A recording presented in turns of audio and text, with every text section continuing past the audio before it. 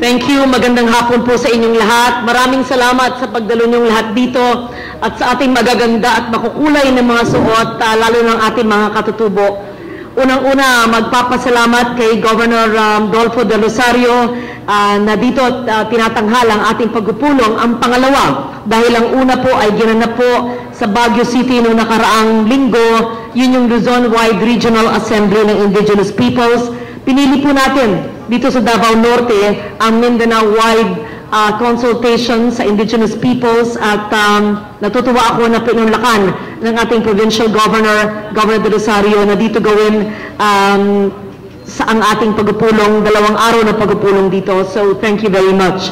Hindi ko na po uulitin ang pag-acknowledge ng lahat ng mga representante ng ating mga opisina nandito ngayon. Nagpapasalamat po ako kay Acting Vice Governor, Board Member Shirley Aala, at sa lahat po ng mga board members na nandito, sa lahat po ng ating mga mayors na dumalo rin dito po dahil alam ko po ang inyong mga constituencies ay meron po mga indigenous people sa inyong mga lugar, ang ating mga vice mayors and councilors as well as the NCIP commissioners who are in full support with us today. Si Chair Brida Pawid ay nasa Kongreso po, binidefend ang budget ninyong NCIP na pupunta po sa Senado sa mga darating na linggo. Nagpapasalamat din ako sa lahat ng ahensya ng gobyerno na tumulong po sa aking tanggapan para isagawa ang kauna-unahang Indigenous Peoples Assembly. Bilang chair ng cultural communities, hindi po madali na itanghal ang pagpupulong na ito dahil dapat talaga may convergence sa lahat ng mga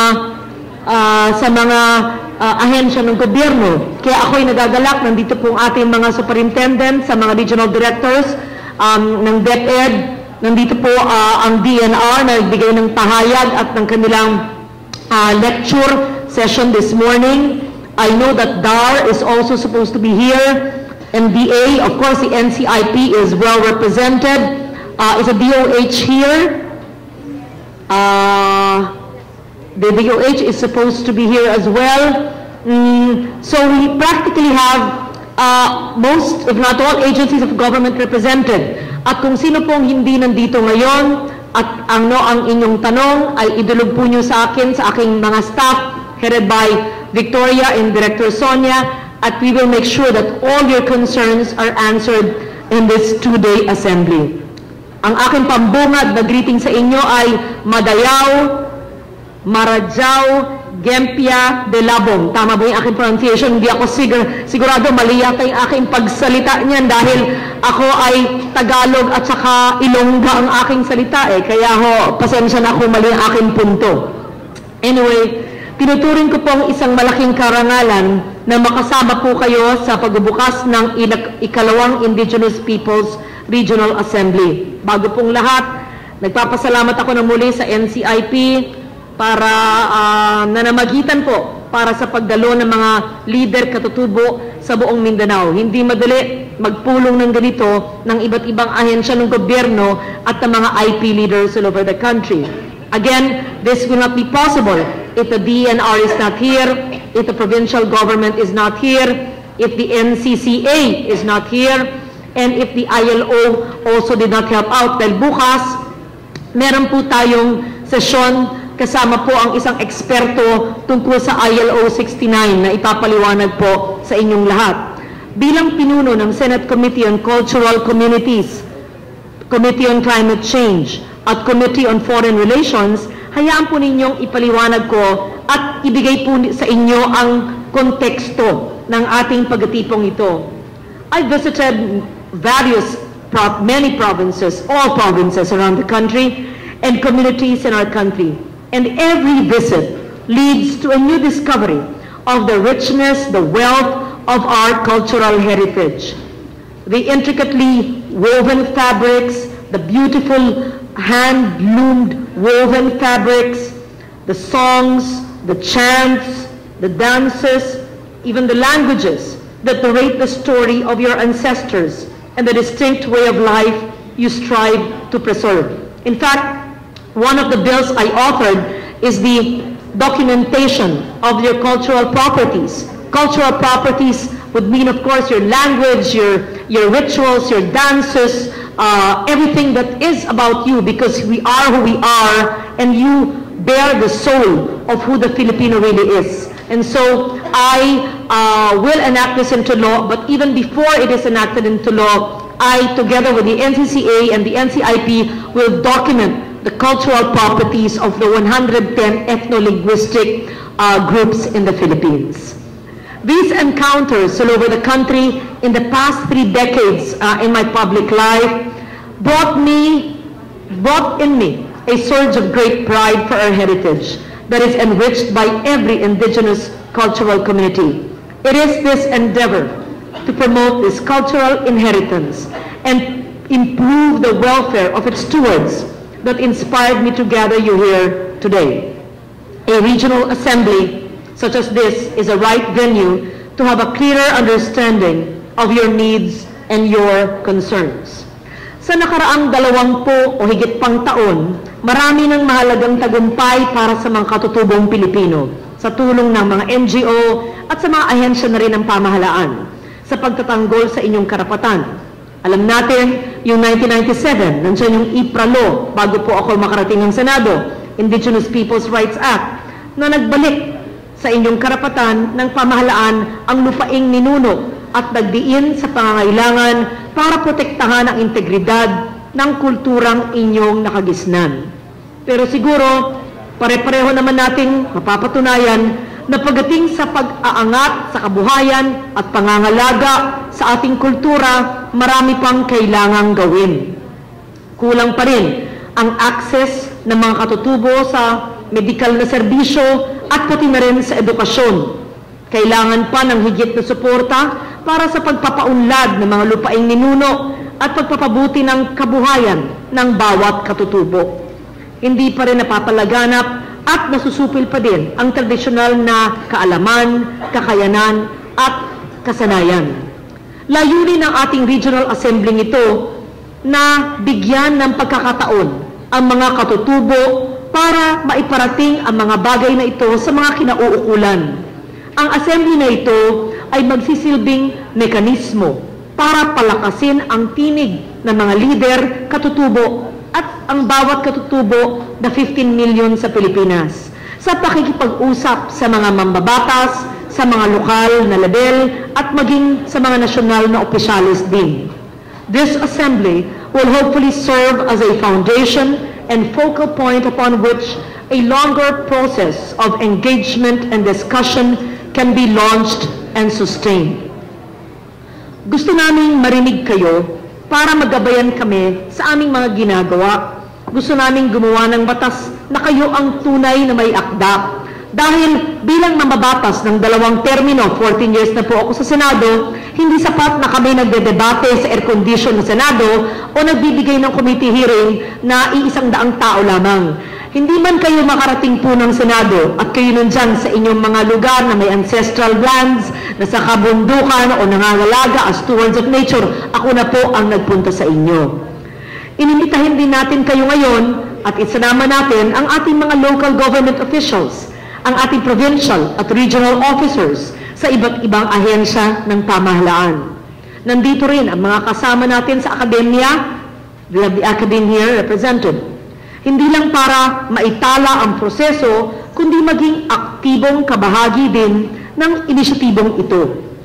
Muli, hayaan ninyo akong magpaliwanag kung ano ba ang magiging takbo ng 2 araw na assembly ito.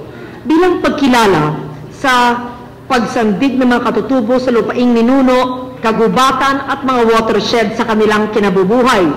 Ang kung paano ito nalalagay sa panganib dahil sa tinatawag na climate change. Piniwalag kanina ng DNR ang epekto ng kakaibang pagbabago ng klima, kung paano ito haharapin, at ang proteksyon ng karapatan ng mga katutubo at mga oportunidad kaugnay ng reducing emissions from deforestation and forest degradation o yung tinatawag REDD Plus program. Tapos na yun kanina, sana po ay natuto po tayong lahat doon. Ibabahagi din po natin ang ating mga dokumentaryo na siguro ay pinakita kanina sa inyo, yung buhos at ulan sa tag-araw. Simply put, these documentaries which I produced in my personal capacity, gives us basic information on how climate change affects all of us, regardless of where we come from, urban or rural areas.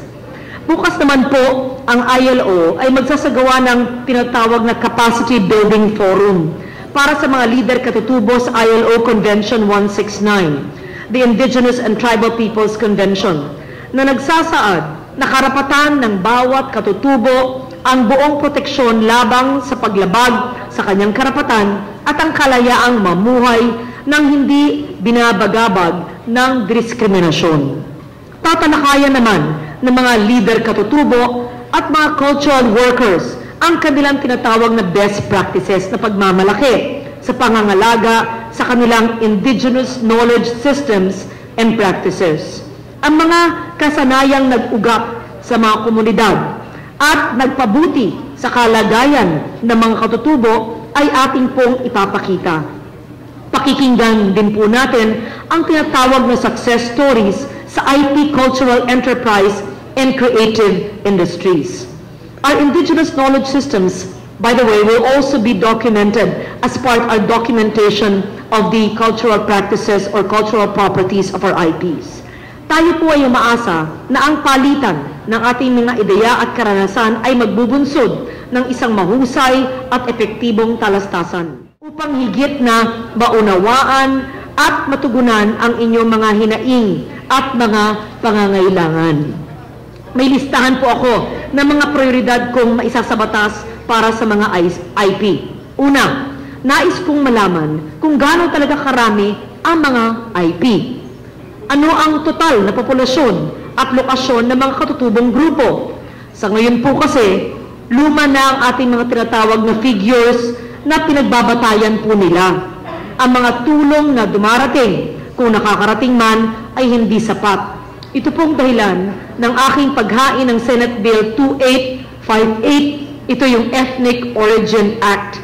Gusto po natin makakuha ng malinaw at eksaktong datos sa mga katutubo. Bilang proteksyon naman sa indigenous knowledge and cultural heritage, hinain natin yung Senate Bill 2831 o yung Traditional Property Rights of Indigenous Peoples Act. Layunin naman na magkaroon ng inventaryo ng lahat ng cultural properties ng IPs. Kailangan din po ng kung may mga gagamit ng inyong cultural properties, magabayad dapat ng royalties. I am glad that these proposed measures were strongly supported in resolutions adopted in the Luzon IP Regional Assembly held last week. Nakatakda ko pong idepensa rin sa plenaryo ang panukalang Anti-Ethnic or Racial Profiling and Discrimination Act of 2011 na magpaparusa sa diskriminasyon sa trabaho, edukasyon, o sa paghahatid ng serbisyo, akomodasyon, transportasyon, media, at maging sa search and investigatory activities. Ang iba pang mga panukala na nakasalang sa ating komite para sa IP ay ito. Bibigyan ng mga katutubo ng access sa information and communications technology, pagtatayo ng pilot housing projects sa mga IPs, ang pagbuo ng Philippine Center for Studies on Indigenous Cultural Communities sa Universidad ng Pilipinas, ang karagdagang 10 taon bibigyan ng NCIP na maghain ng kaso sa pagbawi ng malupaing ninuno na iligal para matituluhan.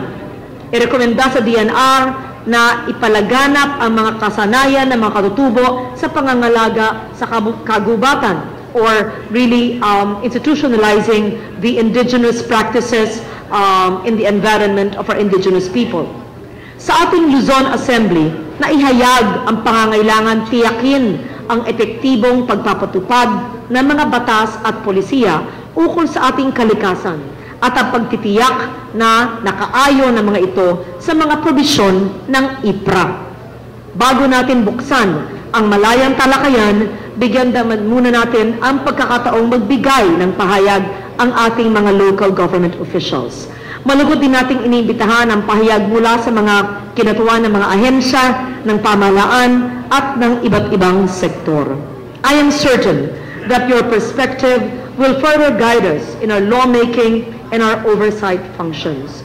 Umaasa po ako na isang matagumpay na talakayan at umaasa akong bawat isa sa inyo ay magpapahayag ng kanyang damdamin. So I hope that this assembly, where we gathered various agencies of government today, together with our indigenous peoples of Mindanao, will bear fruit and will find more convergence and positive, favorable results for the 15 million indigenous peoples of our country, 66% of whom belong to Mindanao. Maraming salamat po, dagang salamat. Loren Laganda po, nagpapasalamat sa inyo.